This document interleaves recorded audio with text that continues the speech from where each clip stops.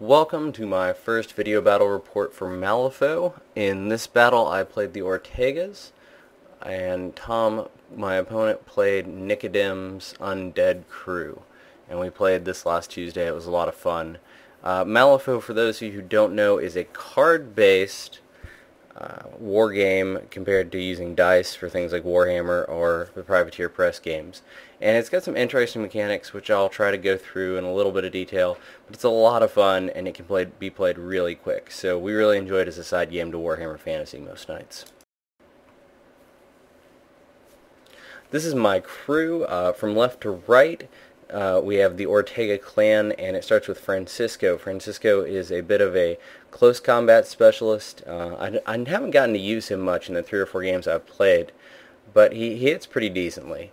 On the next person is Perdita Ortega, and she is the crew's leader. She's also very fast, and she hits reasonably hard. In the middle is my favorite character, Papa Loco. And Papa Loco is a, how to describe this? He's a dynamite expert, and he's unstable. So he's generally used as a board controller in that the opponent wants to get rid of him as soon as possible because he can cause huge amounts of damage. And he also doesn't really worry when he dies, he does even more damage. So he's very, very scary. Next to him in the red jacket is Santiago Ortega. He's a short-range pistol fighter and can do a lot of damage there. And on the very right is Nino Ortega, who is a great sniper character who I've really enjoyed using so far. Tom's crew consists of, it's very different from mine, because mine is fairly expensive models in the terms of the game, and they're not going to come back. They're very fragile. They're fast, they hit hard, but they die pretty easily. In contrast, Tom's army consists of only 2 real character models. We have Nicodem on the left, and that's his crew's leader, and he's a tough spellcaster. And next to him is Mortimer, who's more of a support character and is also very tough. And then unpainted on the right, you can see the beginning of Tom's zombies. He has 3 to start, and he can make more. And they're very hard to damage with just regular weapons, and so you have to really get into him pretty hard to get him killed. He can also bring more to life as the game progresses, so it's pretty scary. Here you can see our Malifaux board. It's a 4x4 board. And it's a lot of fun to kind of build like a Cities of Death, almost terrain feel to it. We're doing this quick because it was late at night. So we just kind of chucked a lot of terrain on the table. But you can see it's got a lot to it, and I think we'll use even more in the future. I think we're going to try to start building some Malifaux-themed terrain and get things going there.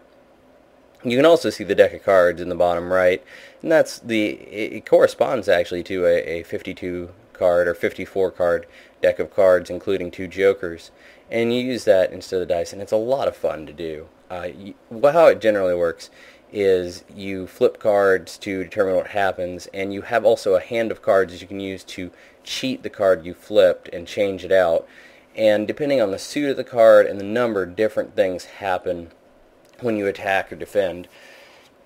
So it adds a certain random element to the game like dice, but then the cheating allows you to do, control that to a certain extent. So it's kind of neat.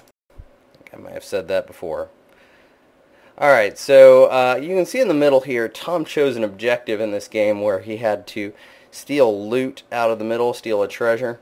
And for his treasure marker, he found this random bits box ninja, pirate, samurai, clown model. And I'm not sure why he thought that was a treasure, but to him it's a treasure, so he's going to try to take it. I think my objective was maybe to hold the 4 corners of the board. I've never had a Malifaux game actually make it to the point where one gang didn't just kill each other, or kill the other gang.